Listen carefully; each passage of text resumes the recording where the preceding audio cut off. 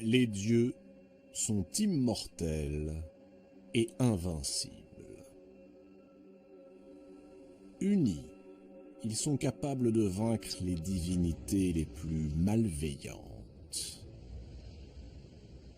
Désunis, le monde retournerait au chaos dont il est issu.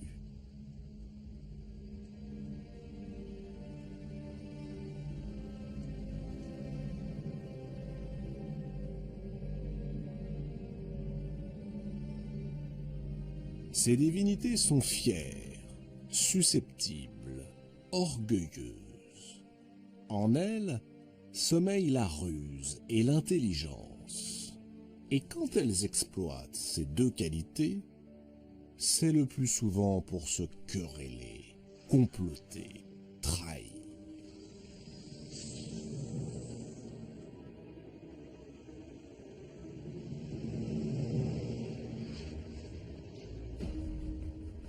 Au fond, les dieux ne sont pas loin de ressembler aux mortels. Ils sont en proie aux deux mêmes passions, l'amour et la haine.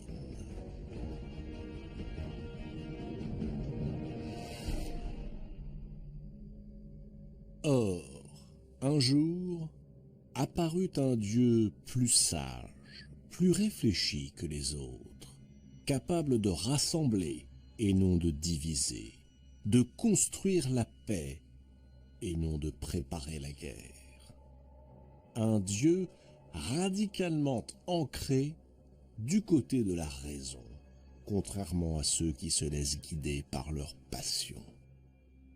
Ce Dieu vint au monde, mais ce fut une déesse, Athéna.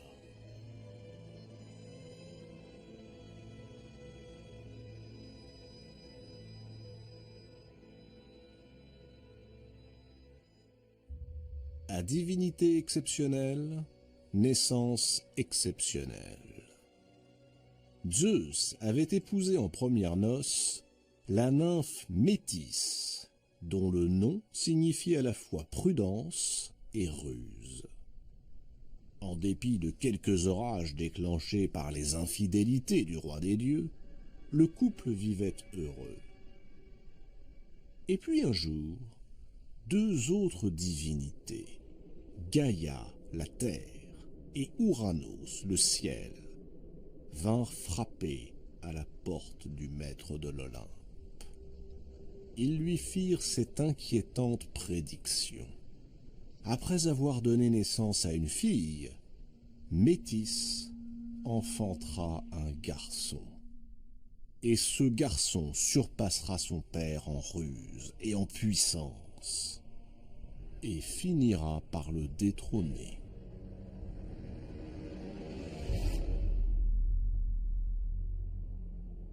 Zeus est un souverain sans rival, et il compte bien le rester. Il a conquis son trône de haute lutte, et n'a aucune intention de le partager, encore moins de le céder. Aussi, lorsque Métis fut sur le point d'accoucher, Zeus, qui n'était pas à une ruse près, mit son épouse au défi. À quel point serait-elle capable de se métamorphoser? Métis, loin d'imaginer ce qui se tramait, se prit au jeu.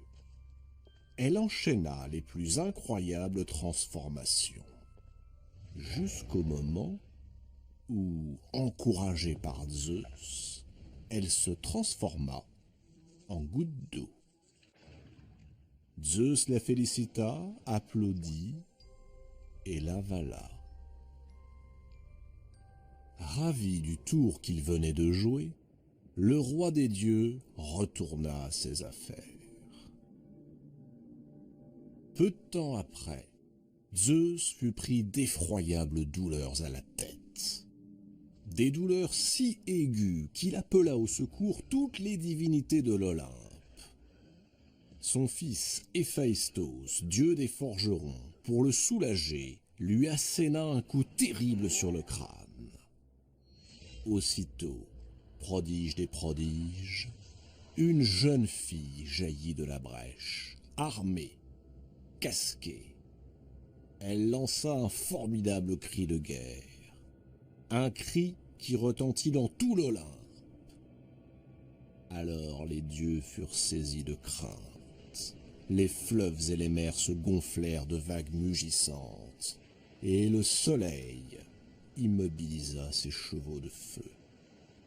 Athéna venait de naître.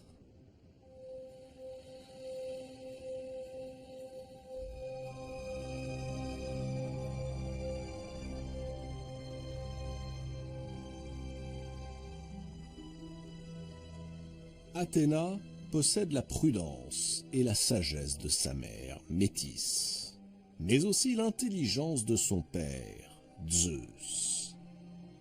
Elle est double. C'est une femme, mais elle est vouée au jeu de la guerre, qui est, chez les Grecs, affaire d'homme. Pour Zeus, elle est et elle sera toujours son enfant préféré. Celui à qui il pardonnera tout.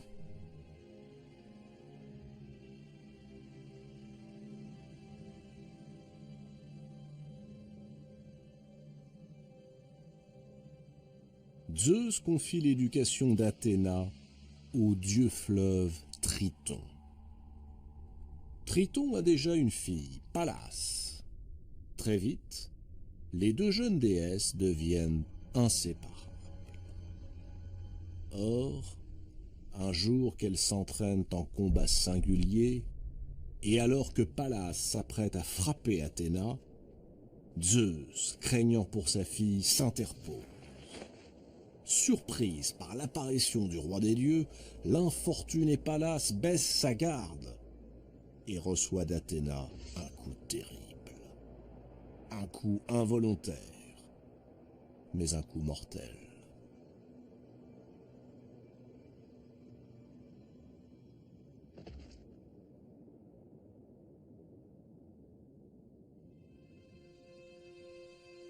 Le chagrin d'Athéna est immense. Elle a perdu une sœur. Alors, en signe de douleur, elle décide de placer le nom de son ami avant le sien. On l'appellera désormais Pallas Athéna.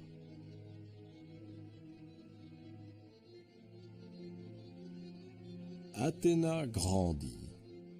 Sa beauté éblouit tous ceux qui la croisent. Mais Athéna demeure insensible. Elle repousse toutes les avances. Elle est vierge et bien déterminée à le rester. Un dieu, cependant, la poursuit de ses assiduités. Héphaïstos. Héphaïstos est le plus laid, le plus disgracieux de tous les dieux. Forgeron boiteux, c'est lui qui, d'un coup de sa masse, avait permis à Athéna de venir au monde. Il en est d'autant plus amoureux qu'il vient d'être abandonné par son épouse, Aphrodite. Un matin, Athéna se présente à la forge d'Héphaïstos. Elle vient lui commander des armes. Héphaïstos s'empresse de lui dire qu'il n'acceptera aucun paiement, qu'il exécutera ce travail uniquement pour l'amour d'elle. Flattée, Athéna accepte. Quelques jours plus tard, la déesse vient récupérer ses armes. Héphaïstos commence par l'accueillir aimablement. Puis, tout à coup, enflammé par le désir, incapable de se maîtriser, il se précipite sur Athéna et cherche à abuser d'elle. En réalité, Héphaïstos, qui se conduit rarement de façon aussi grossière, est victime d'un mauvais tour dont l'auteur n'est autre que Poséidon, le frère de Zeus. Poséidon et Athéna entretiennent depuis toujours une rivalité. Poséidon se sert d'Héphaïstos pour nuire à la déesse. Quelques heures auparavant, il lui a donc fait savoir qu'Athéna était en route pour sa forge et qu'elle espérait vivement qu'Héphaïstos lui ferait la cour avec ardeur. Athéna se débat, repousse le forgeron et s'enfuit. Tout boiteux qu'il est, Héphaïstos réussit pourtant à la rattraper et tente à nouveau de s'unir à elle. Il le fait avec tant de maladresse qu'il déchire sa tunique. Le corps dénudé de la déesse lui apparaît dans toute sa splendeur. Héphaïstos est subjugué. Athéna profite de son trouble pour se dégager, mais au moment où elle va s'échapper, un long jet de sperme atteint sa jambe à hauteur de la cuisse. Dégoûtée, Athéna saisit un morceau de laine, s'essuie et le jette par terre. Mais la laine, tombée sur le sol, féconde Gaïa, la terre-mère. Gaïa est désormais grosse du désir d'Héphaïstos. Et quelque temps plus tard, Gaïa donne naissance à un enfant. C'est une créature bizarre, mi-homme, mi-serpent.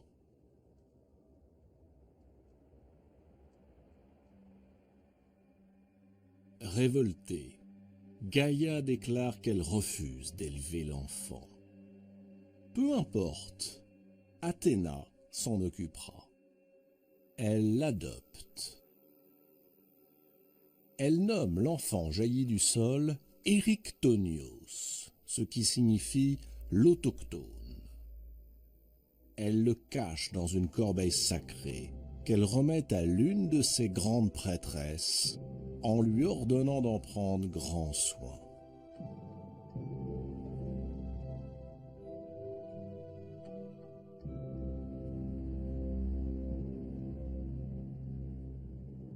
Or, un jour qu'elle est de retour d'une fête, portant la corbeille sacrée dans laquelle somnole le jeune Erichtonios, ses deux sœurs, dévorées par la curiosité, soulèvent le couvercle du panier. Lorsqu'elles découvrent un enfant doté d'une queue de serpent, elles sont prises de panique, poussent des hurlements de terreur et se jettent du haut de l'acropole.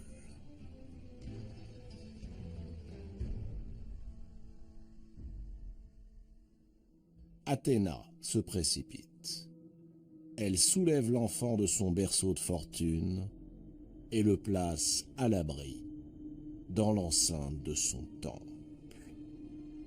Jour après jour, elle va l'élever avec tant d'amour que tous ceux qui les verront seront persuadés que la déesse est sa véritable mère.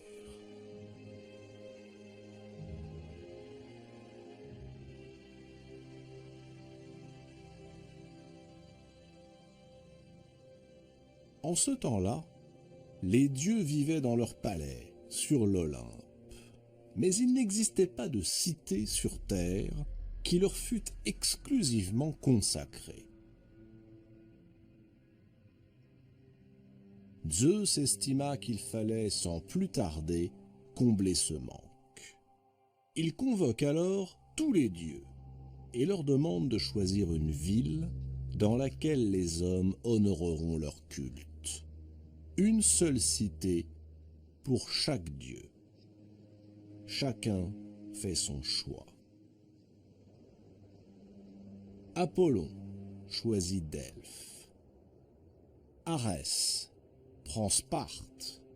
Aphrodite s'établit à Corinthe. Même Artémis, pourtant solitaire et farouche, se résout à choisir une ville. Ce sera Éphèse. Mais lorsque vient le tour de Poséidon et d'Athéna, tous deux revendique la possession de l'Attique. Le ton monte.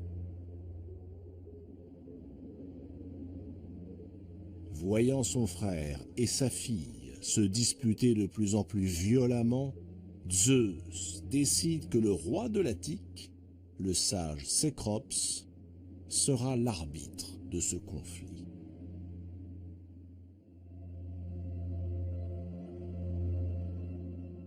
Cécrops est un bon souverain. Il a interdit les sacrifices humains. Il a fait de sa région la plus civilisée des contrées du monde. Il a instauré la monogamie, le mariage, a créé les premiers tribunaux.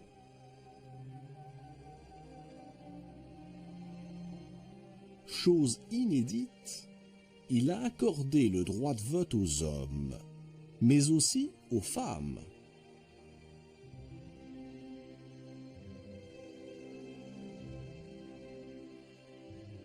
Cécrops obéit aux souhaits de Zeus. Il s'enferme dans son palais. Quelques heures plus tard, il en ressort et déclare que la ville sera placée sous le patronage du dieu qui fera aux hommes le don le plus utile. Poséidon est sûr de l'emporter. Le dieu des océans pointe son trident vers le sol et fait jaillir une magnifique source. Une source d'eau salée qui déferle sur les plaines asséchées. Il offre aux habitants de l'Attique un somptueux bassin, une sorte de piscine géante dans laquelle les hommes pourront occuper leurs loisirs et s'entraîner aux courses nautiques qu'ils affectionnent tant. Puis il redouble son cadeau et offre à Cécrops lui-même un splendide étalon noir. Un cheval magique jailli de l'écume et réputé invincible à la guerre.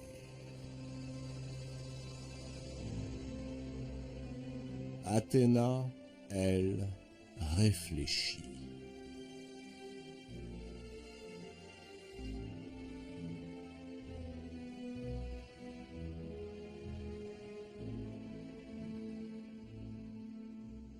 D'un geste de la main, elle fait sortir de terre un arbre. Un arbre immense, aux ramures argentées et au tronc noueux. C'est un olivier. Un olivier dont elle proclame que les feuilles ne tomberont jamais, pas même lorsque viendra l'hiver.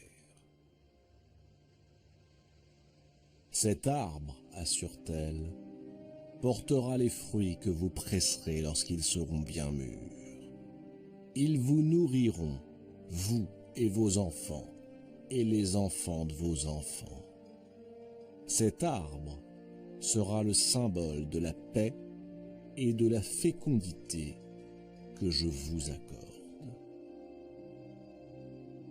Sous le regard de Thémis, la déesse de la justice, les habitants de l'Attique passent au vote. Et ce sont les voix des femmes qui font pencher la balance divine du côté d'Athéna.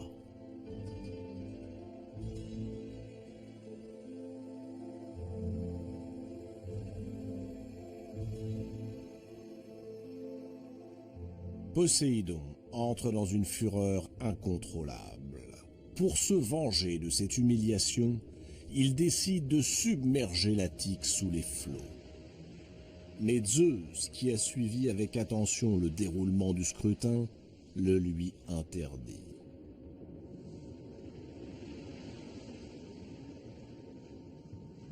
Alors, le seigneur des océans quitte l'Olympe.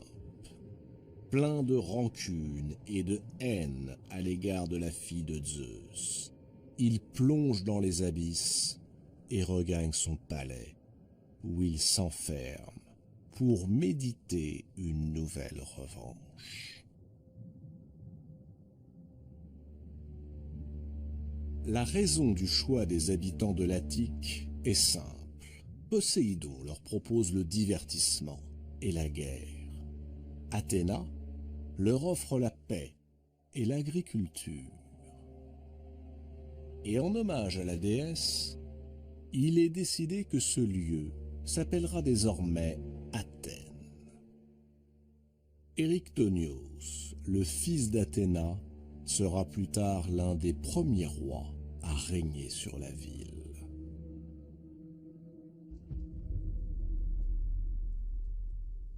Athéna va se consacrer au bonheur des hommes.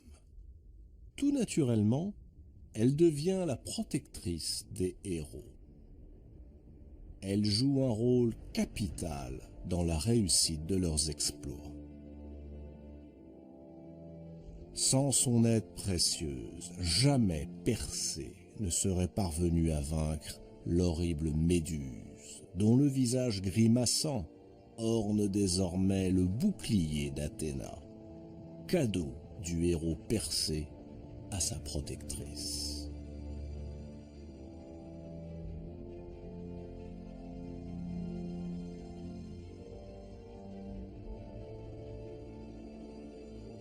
Pendant la guerre de Troie, Athéna prend parti pour les Grecs et leur inspire l'idée du cheval de bois.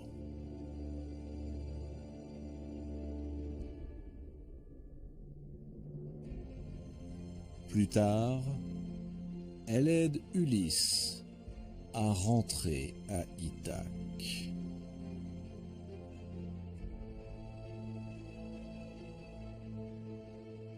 Enfin, sous les traits du sage Mentor, elle guide le jeune Télémaque dans ses démarches pour retrouver les traces de son père.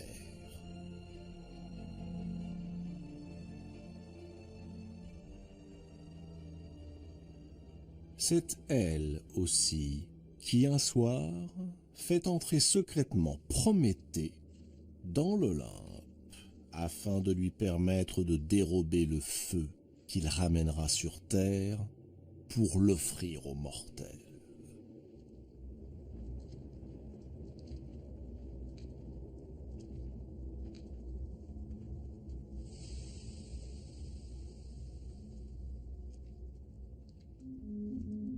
Aux mortels, justement, Athéna inspire audace et sang-froid.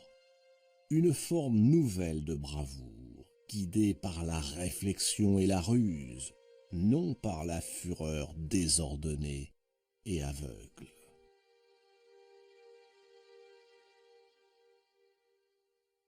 Athéna, déesse de la guerre, se présente aux mortels comme l'opposé de son frère Arès, lui aussi dieu de la guerre, mais dieu du carnage et du sang. Athéna, contrairement à Arès, met l'intelligence au service de la guerre, afin de parvenir à la paix et non à l'extermination de l'ennemi.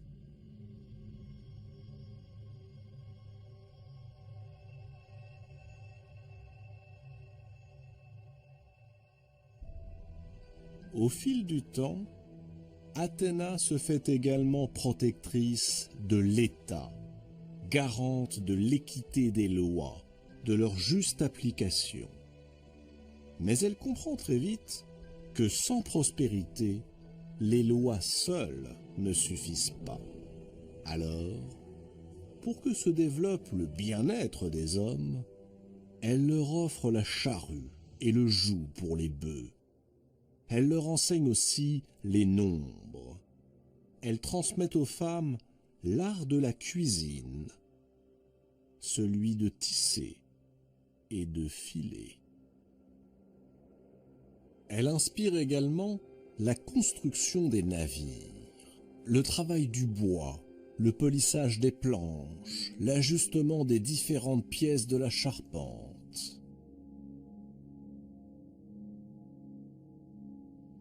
C'est ainsi qu'elle préside à la construction de l'Argo, le plus grand navire jamais construit jusque-là, à bord duquel Jason et ses marins iront récupérer la fameuse toison d'or.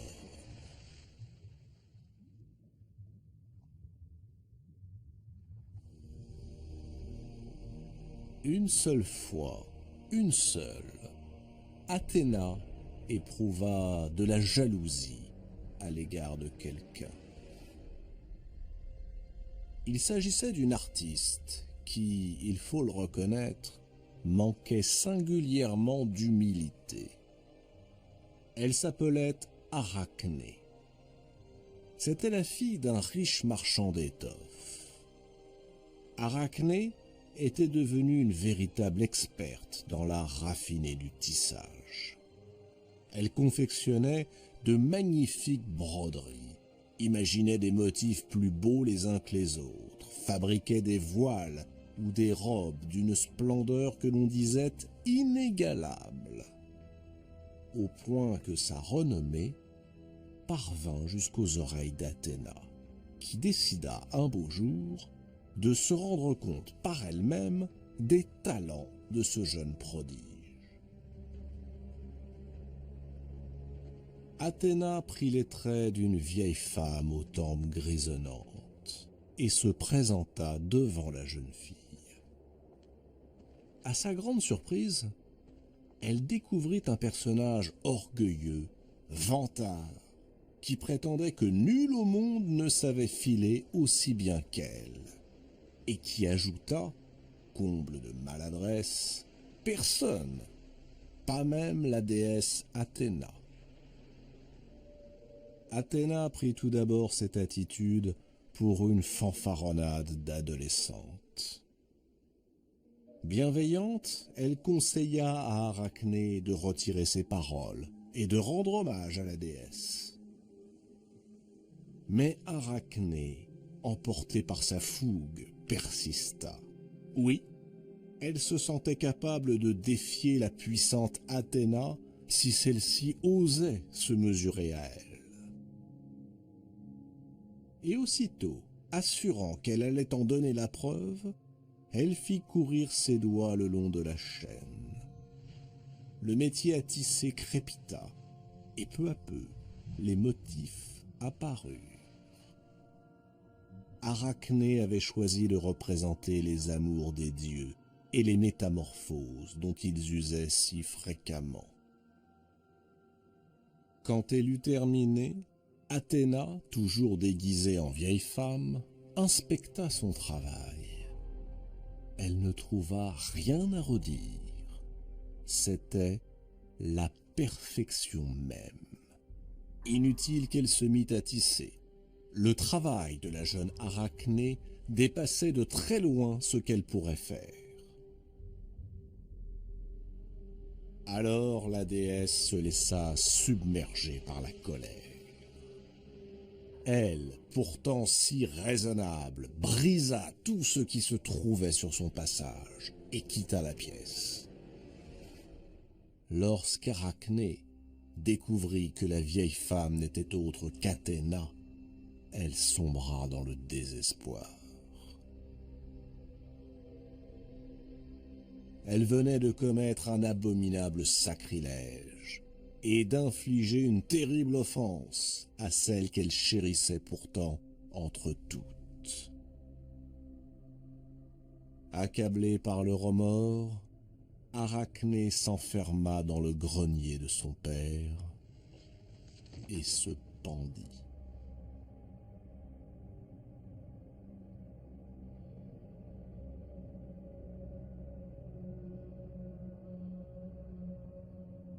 Quand Athéna apprit la nouvelle, elle regretta aussitôt de s'être laissée emporter. Et pour rendre hommage à cette excellente fileuse que la mort avait injustement emportée, elle retourna jusqu'à l'atelier d'Arachné, versa sur son corps un baume magique. Le corps d'Arachné se mit à rétrécir, rétrécir, rétrécir, jusqu'à n'être plus qu'un minuscule ventre duquel dépassaient de petites pattes grêles et velues. Ainsi, murmura la déesse, tu resteras pendu à jamais, puisque tel fut ton choix. Mais comme autrefois, tu poursuivras ton œuvre, Arachné, sous les traits d'une araignée. Depuis, sur un métier de fortune qu'un souffle suffit à briser, Arachné tisse sa toile pour l'éternité. Veillez, comme tous les artisans et tous les artistes, par la déesse Athéna.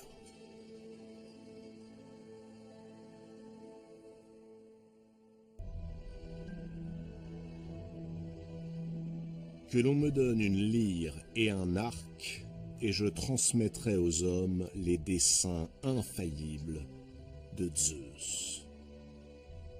Tels sont les premiers mots d'Apollon, à peine sortis du ventre de sa mère. Apollon, dieu de la lumière, protecteur des arts, patron des devins et des prophètes.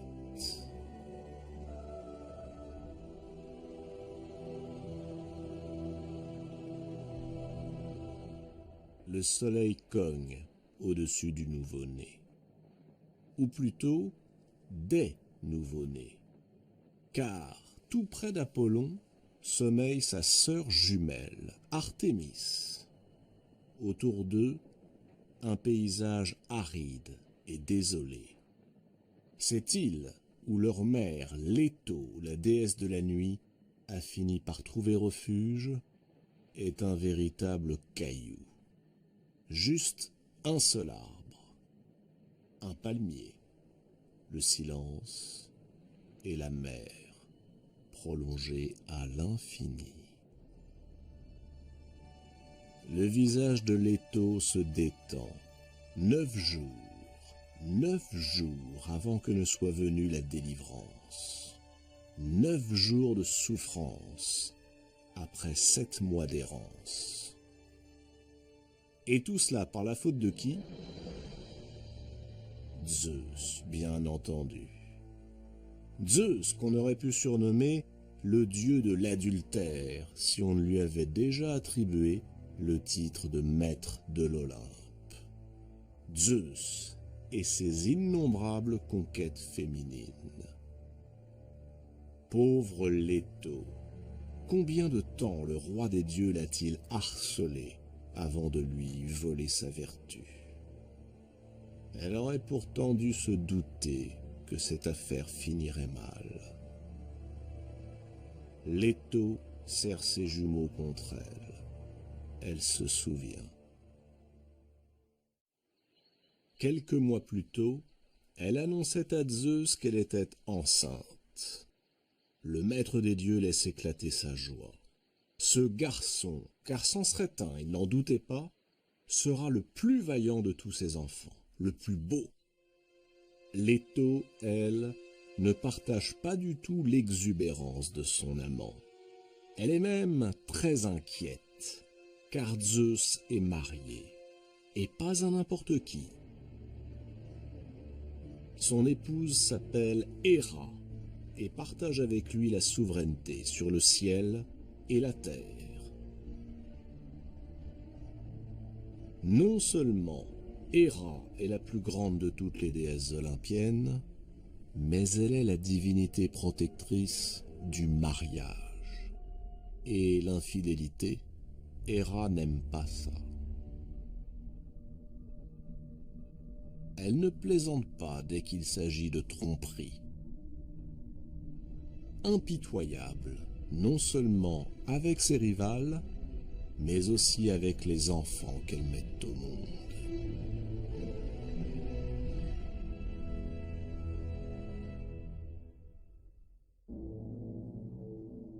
Bien sûr, Léto pourrait faire remarquer qu'elle n'a pas semé le désordre dans un couple sans histoire.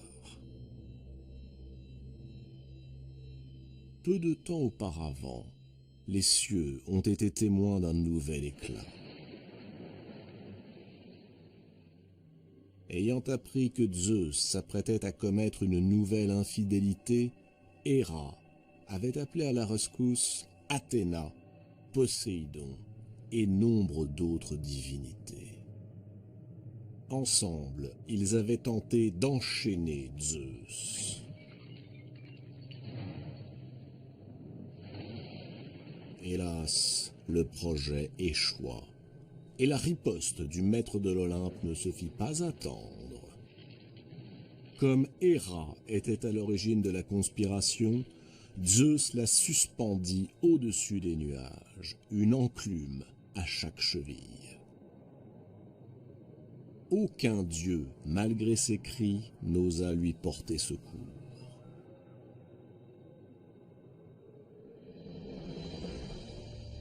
Zeus ne se décida à la libérer qu'à la condition que les comploteurs prêtent serment de ne plus jamais s'insurger contre lui.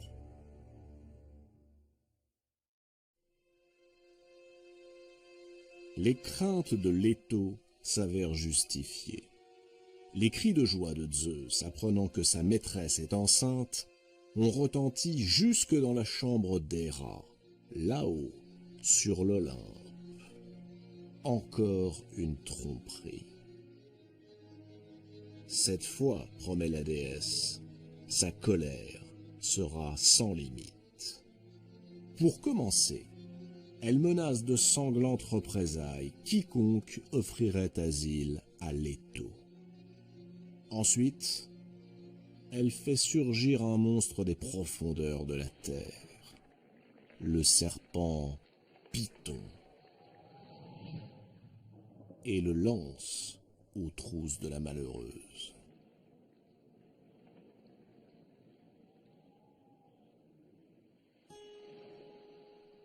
Commencent alors des semaines d'errance pour la pauvre Leto. Abandonnée de tous, désespérée, elle va de terre en terre et de ville en ville, cherchant un endroit où elle pourrait en toute sécurité mettre ses jumeaux au monde.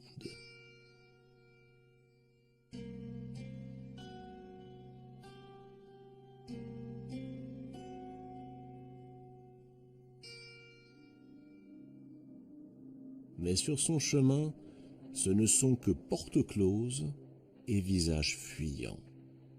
Nul n'ose braver la colère d'Héra. Leto se traîne, suppliante, jusqu'à ce que, saisie déjà par les premières douleurs, elle atteigne une petite île de la mer Égée, du nom d'Astéria.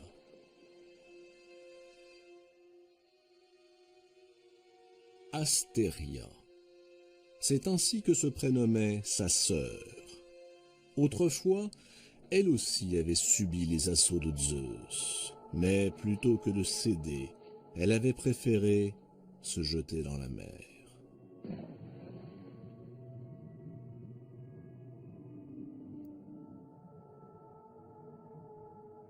À l'endroit de sa chute, apparut alors l'île d'Astéria.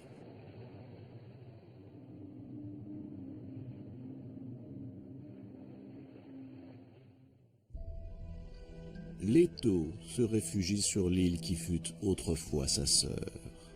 Elle s'allonge au pied d'un palmier.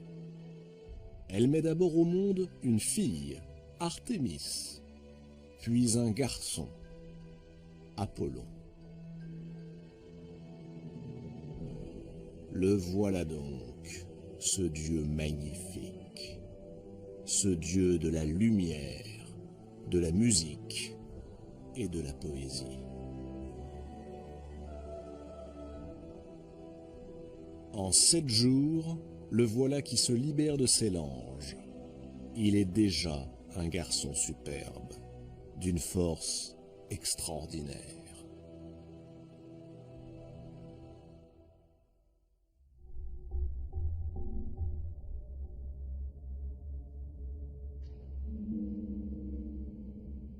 Zeus lui fait parvenir une lyre à 7 cordes, un char tiré par 2 puissants cygnes, un arc et des flèches spécialement fabriquées pour lui par Héphaïstos, le dieu des forgerons.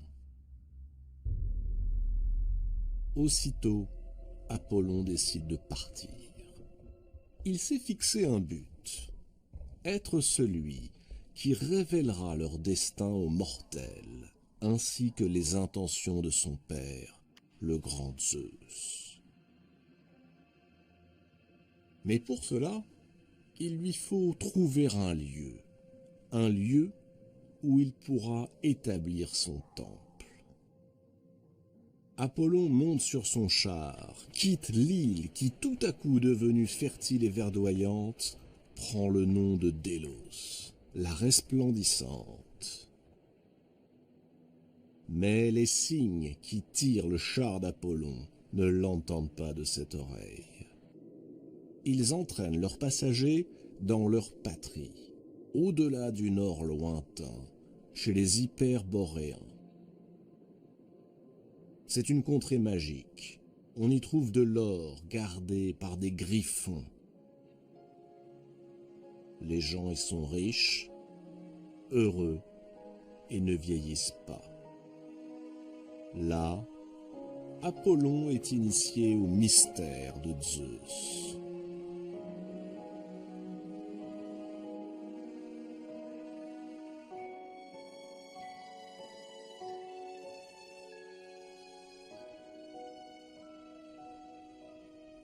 Puis il reprend son périple.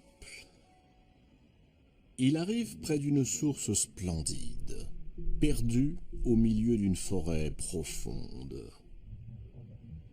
La gardienne des lieux est une nymphe. Elle s'appelle Telphusa.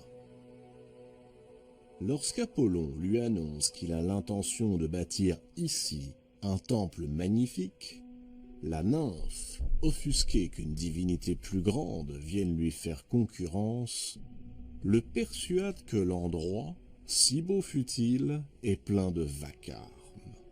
Elle lui vante les qualités d'un autre site, tout proche, au pied des gorges du mont Parnasse. Apollon repart. Il ne le sait pas, mais la nymphe vient de lui tendre un piège.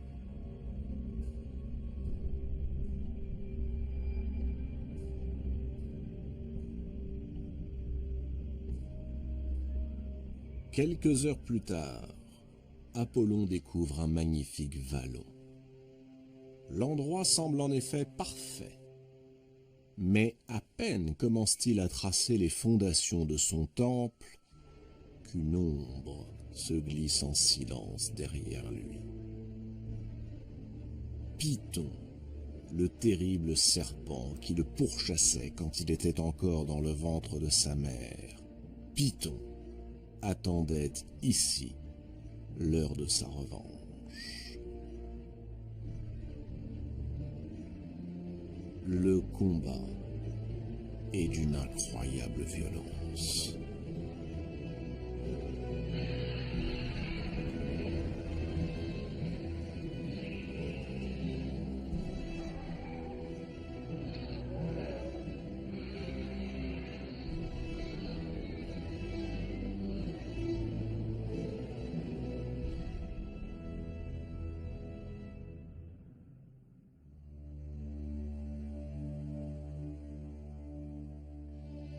Le triomphe d'Apollon est total. Oui, mais il a tout de même tué un dieu. Gaïa, la terre-mère qui a donné naissance à Python, est furieuse. Elle rapporte aussitôt cette offense à Zeus.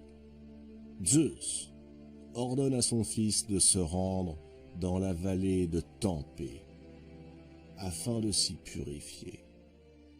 Apollon fait davantage. En mémoire de son adversaire vaincu, il institue des cérémonies sportives et religieuses, les Jeux Pythiques. Mais qu'est-ce qu'un sanctuaire sans prêtre?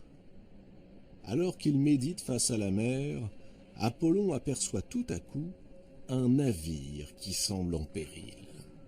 Il s'élance, prend la forme d'un dauphin et rejoint le bateau. À son bord, il découvre que les marins des Crétois sont à moitié morts de faim, de soif et d'épuisement. Il promet de les sauver à condition qu'ils acceptent de ne plus jamais rentrer chez eux et de le servir fidèlement. Apollon ramène le navire vers le rivage et initie les marins au secret divin. Sur le fronton de son temple, il fait graver ces mots. Connais-toi toi-même.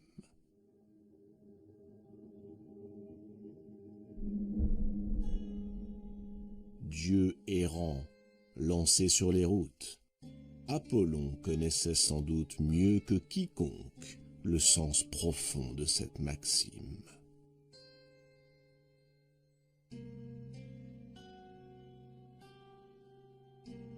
Reste à nommer ce lieu. Les marins devenus prêtres font observer que c'est sous la forme d'un dauphin qu'Apollon leur est apparu. Dauphin, Delphis en grec. Apollon approuve. Ce site s'appellera Delphes.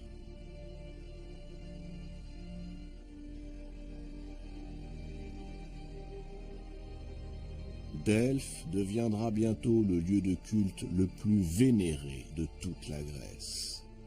On y accourt des 4 coins du monde pour connaître le destin que les dieux réservent aux mortels.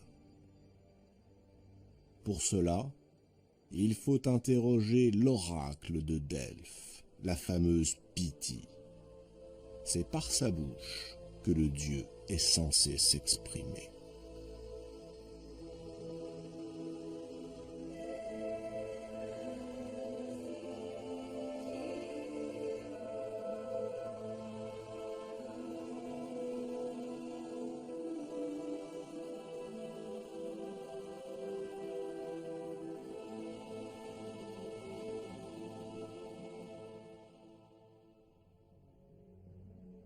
À présent, le temps du vagabondage est terminé. Celui du pouvoir peut commencer. Apollon fait une entrée triomphale sur l'Olympe, à l'assemblée des dieux. Il est au sommet de sa gloire. Hélas, chacun possède sa part d'ombre, même les dieux. Et si, avec sa lyre, Apollon enchante le séjour des immortels, avec son arc, il rend impossible la vie des hommes. Et l'on ne tarde pas à découvrir que, derrière le délicieux poète qui folâtre avec les muses, se cache un archer sanguinaire et violent.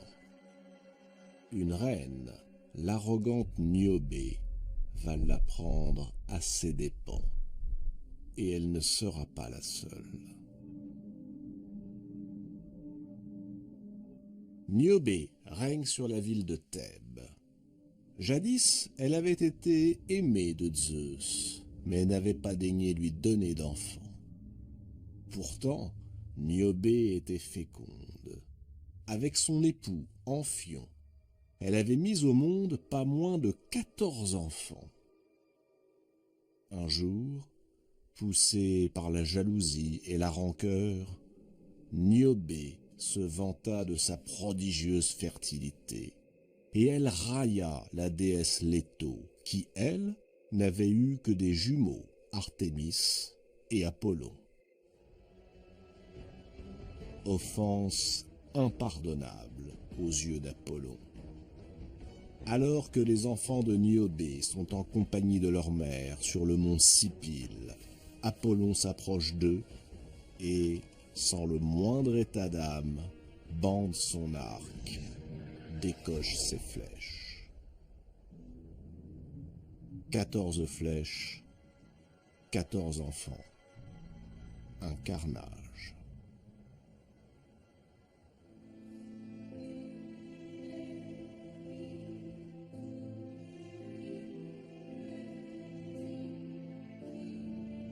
On peut imaginer l'immense chagrin de la malheureuse Niobé.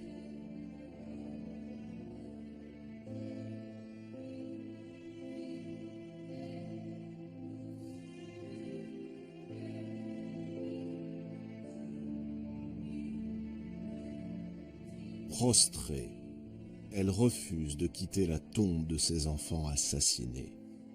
Les pleure jour et nuit, jusqu'à ce que Zeus, pris de pitié, la métamorphose en un rocher ruisselant de larmes.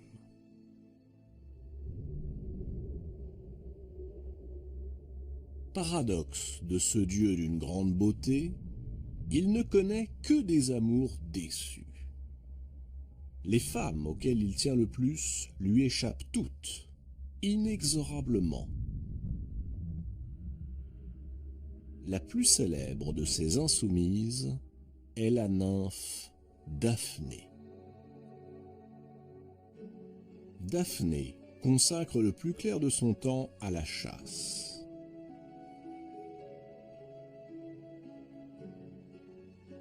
Or un jour, Eros, le jeune dieu de l'amour, dont Apollon moque sans cesse les piètres qualités d'archer, décide de jouer un bon tour à l'orgueilleux séducteur. Il perce le cœur d'Apollon d'une flèche d'or qui le fait tomber amoureux de Daphné. Puis il frappe Daphné d'une flèche de plomb qui la rend, elle, insensible à l'amour. Apollon a beau courtiser Daphné, celle-ci se refuse obstinément. Pour ne plus avoir à supporter les avances du dieu, elle s'enfuit. Apollon se lance à sa poursuite.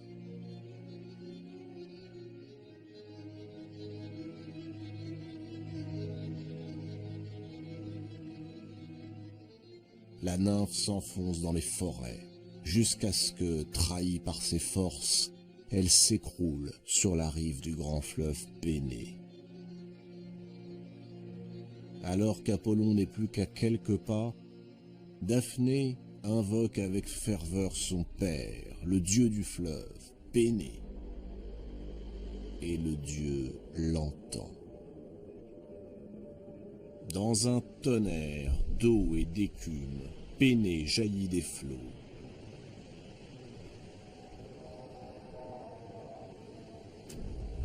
Et de la pointe de son sceptre lui touche le sein, juste à l'endroit du cœur, là où la flèche d'Eros s'était fichée. La belle Daphné sent ses membres se figer.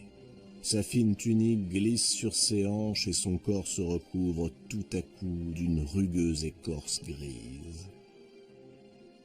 Ses bras s'allongent en rameaux, ses mains deviennent pampres, son sang se fait sève et ses chevilles s'enracinent sur l'herbe tiède de la berge du fleuve.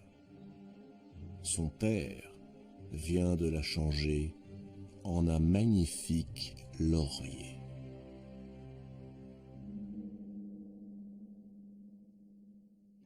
Apollon se précipite sur elle, mais trop tard.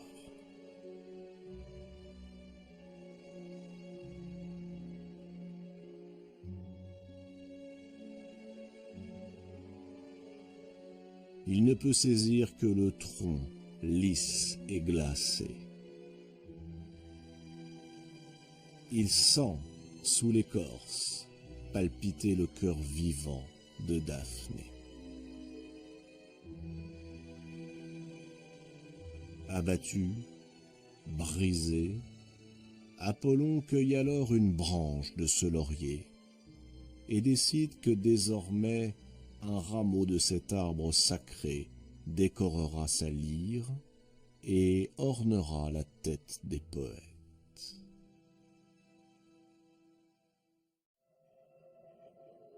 Turbulent, violent, il est temps que quelqu'un mette au pas ce dieu trop impulsif.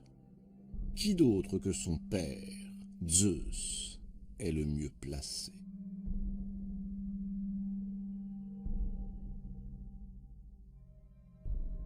Apollon vient de tomber amoureux une nouvelle fois.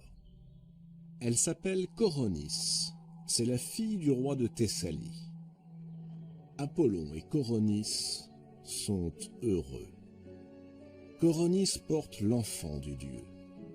Mais la princesse, encore enceinte, a le malheur de succomber au charme d'un simple mortel, un dénommé Ischys. C'est un corbeau que le dieu avait chargé de veiller sur la belle qui prévient Apollon de la trahison. Sa colère est, comme toujours, implacable. Apollon commence par tuer le pauvre corbeau, qui, de blanc à l'origine, devient noir. Puis il tue Ischys et Coronis.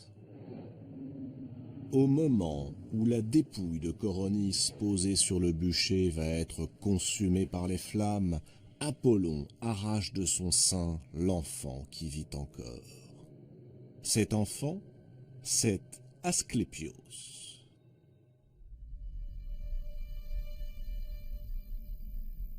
Cette nouvelle tragédie bouleverse Apollon. Une fois encore, il a perdu la femme qu'il aimait. Mais il lui reste l'enfant. Asclépios va apprendre les plus grands secrets de la médecine. Et bientôt, il se révèle d'une telle habileté qu'il découvre par lui-même le remède incroyable, fou, le rêve de l'humanité, ressusciter les morts. Et il n'hésite pas à le faire. Asclépios ressuscite Orion, Hippolyte, Pindare ou encore Lycurgue.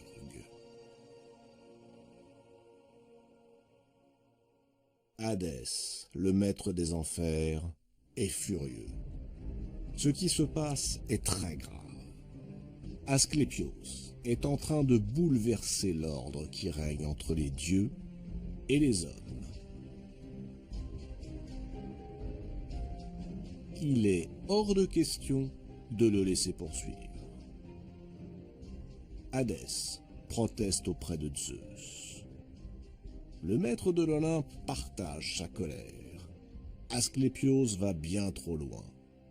Alors, sans hésiter, Zeus foudroie le médecin de génie.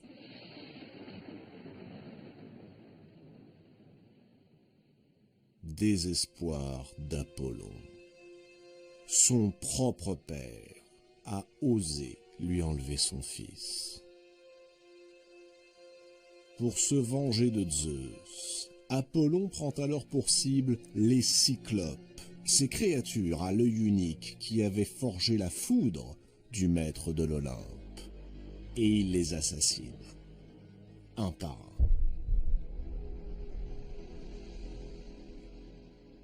Colère de Zeus. Décidément, ce fils est incontrôlable. Pour le punir, Zeus songe au pire. Le précipiter dans le Tartare, ce coin maudit des enfers. Mais sur l'intercession de Leto, Zeus consent à adoucir la peine. Apollon deviendra l'esclave d'un mortel. Pendant 1 an, il servira le roi de Thessalie comme simple berger.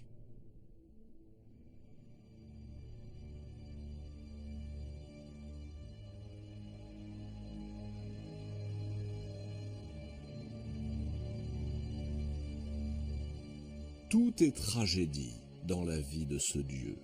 Tout est complexité.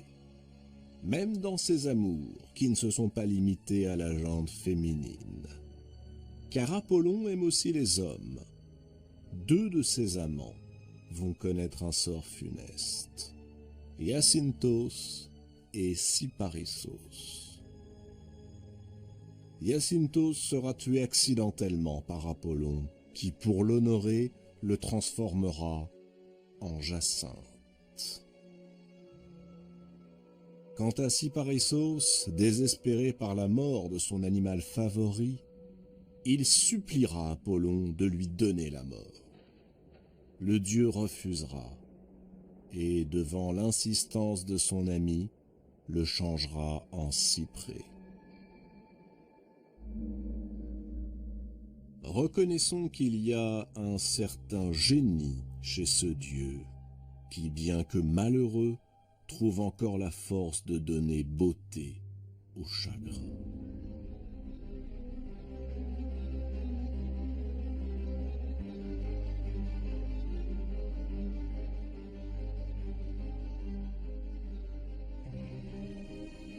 Ainsi, loin des clichés qui font de lui un dieu solaire, un dieu de la pureté et de la beauté, Apollon, à l'instar de tous les mortels, cultive les paradoxes.